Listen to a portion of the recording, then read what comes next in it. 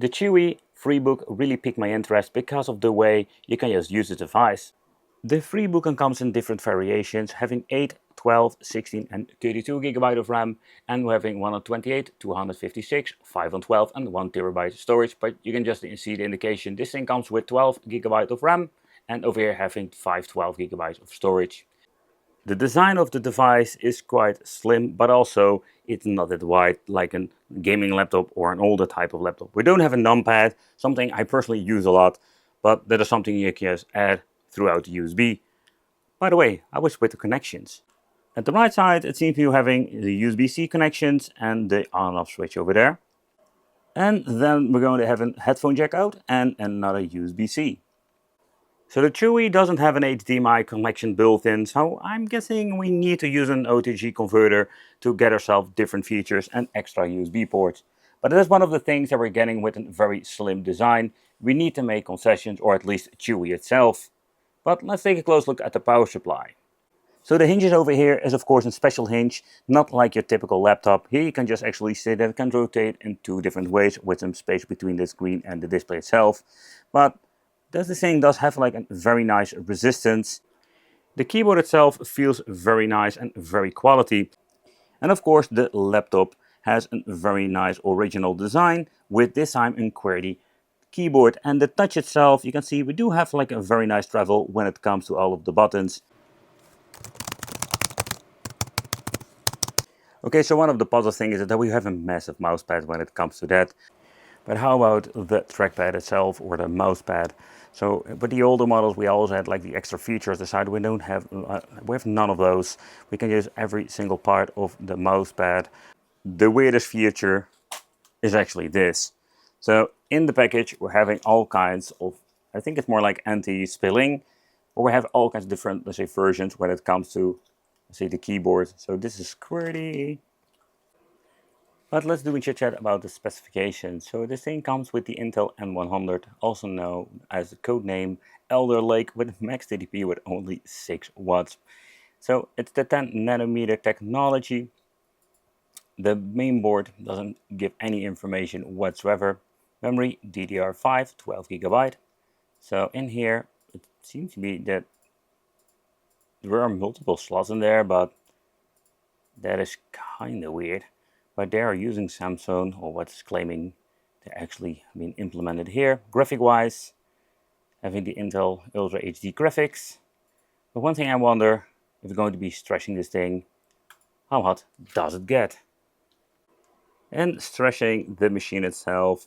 So when it comes to the temperatures, it seems to be hitting in 56 Celsius. So the thin design, it's not bad at all. So when it comes to the overall cooling. For this part of the video, I'm going to be using a controller. I'm not going to be using a Bluetooth controller. That's one of the possibilities. For this video, I just wanted to use my old school, very reliable Xbox 360 controller, but that has normal USB. We can use a converter if you want to, but I think this is more convenient to use actually the hub that converts to different ports. So these things can be bought on AliExpress for very cheap. But emulation is going to be a lot of fun and an extra addition. The N100 is capable of running all kinds of different emulators. So first of all, we're starting off with some basic 16-bit, no problem whatsoever. Oh man, these games will never get bored. But I'm still getting hit by the freaking wrecking ball. But let's move on to some more demanding stuff, because there's a lot of stuff that we can play with this. A lot of different emulators and different games. They're great for the N100. So next up, some PlayStation Portable. Okay, I've been setting it to 4 times the resolution, and it looks so much better than the original PlayStation Portable. And I think it also has special to do with how beautiful this display looks. It brings us to another, like, a gaming level. But it will dip down, so we maybe need to tweak a little bit more when it comes to certain games. However, but so far we could get a great emulation performance. It dips down to 47 with like a massive dip like in the first round. But yeah, I can really enjoy it, but maybe tweak it. The next thing that we're going to be doing is going to the settings over here, going through the, let's say, resolutions. Let's put it on 2 times. If you want better overall experience, continue, and we have less dips. But let's move on to some other games and see how that actually works out. One of the things that we of course need to do is getting into the God of War with the change of kinkiness. Still having, I'm guessing it was set to 4x resolution, but we're going to be double checking it for now. So it did have some minor stutters. Let's see how it has been set. Yeah, 2x. So what you can do is setting it to 1 time to get better resolution, but you can see that everything, I'm hoping the camera picks it up, it looks a little bit more pixelated. So it's a concession we need to make, getting into the game with more pixels or getting a little bit stutters, and everything looks so much better. With Sega Dreamcast we do have an okay performance when it comes to 1080p. You can see that it dips down to 50. This is not even an open world situation. 40 frames per second. But still overall great performance. So what we can actually do is going to the 720p. But I'm going to be leaving it on 1080p with a minor hiccup. It looks absolutely great now.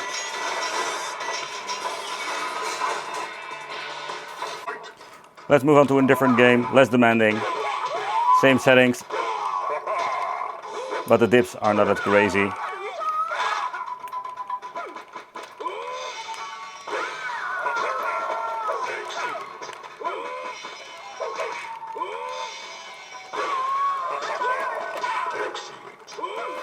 Absolutely awesome.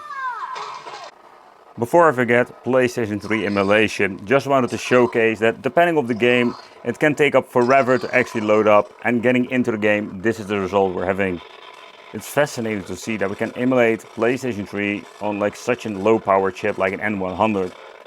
But we're getting like 25, 30 FPS. So this is not the way you want to play. But it's kind of cool to see that what we can actually do on such a low power chip. Yeah. And it froze. Okay, we're done.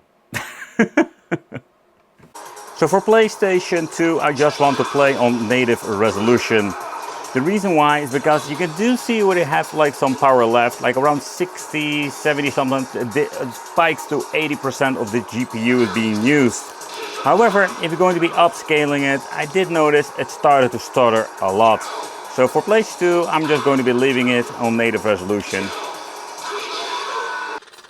So the controller has been configured, but you can see the game doesn't run on the right configuration. So let's go to the graphics. And let's see what happens if we're going to be checking it out, if we're going to be messing with the resolution. It has now been set to 1080p. Let's put it on 720. You get better performance now, 40, 50. We need to lower it. 720p is still not enough. So let's go to the native resolution. But let's see what we're getting when it comes to the 0GX in-game. Normally with the Dolphin emulator you need to play it for some time to get an overall better result, native resolution, but you can see it still keeps dipping to like 35 FPS. So come on man, this is just unfreaking playable. But of course it's not all that bad. The F-Zero game is just really demanding, but if you're getting in some other basic gaming, GameCube will have an overall great performance. We can also tweak, let's say, into the emulator if you want to have like certain games are less demanding, so you can upscale it to a different resolution. But you can see that it dips down on native here. But the overall performance is better. Not perfect, I just want to be clear about that. Particularly when you're looking, I think, at two-dimensional games, those are like less demanding. But still dips to 53. You can just hear it, particularly in the audio itself.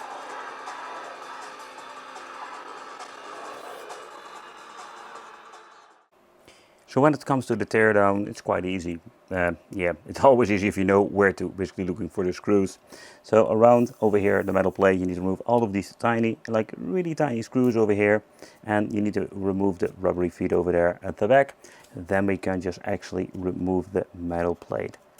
And this is indeed like a very thin metal plate, nothing very fancy. And in here we're finding all of the components. Okay, so the battery itself is a 5000 milliamp, with a rated capacity and a typical capacity of 5150. So with a compact design, it also comes with a little bit of a problem when it comes to storage upgrades. We do have the option to, let's say, upgrade the main, let's say, NVMe. This is the brand called Natech, but there is no, let's say, second slot so far I have seen. So when it comes to getting the best overall performance, they are using or covering up this with these thin piece like sticky plastics to cover this part all up, to give it like the best airflow which you can get when it comes to the internals. So when it comes to the construction, it's quite fascinating to see how they put this thing together. However, so the rechargeable lithium battery can be replaced if you want to. You need to remove this sticky part over here, remove the screws, unplug it, and you can just replace it. And the compact design and also the way how they made the, let's say, cooling element with a heat pipe going there to the processor, and here having the active cooling fan. I can tell you, even with like going this thing to maximum power, this was not loud at all. For the money you're paying for this product, I'm quite surprised what you're getting. The overall quality, I think it's absolutely great. So when it comes to like the tablet form factor, it's a very slim model and the weight itself is quite nice. But also I was quite surprised by the keyboard, the feel and how quality wise it is. And Chuwi is a name that I've reviewed many times here on the channel, and most of the time they didn't disappoint. And it's the same story with this product today. Also a beautiful display with a very nice resolution that gives it a very beautiful sharp image. Plugging in controller, it can be the Xbox 360 with an adapter or a Bluetooth controller, play emulation, but also Windows gaming. Of course, we do have a lot of limitations with the N100. There is an i3 model out there, so if you want to have a little bit more power, that's one would be a better option maybe. Thank you all for watching, consider subscribing, and it would be great to see you in the next video.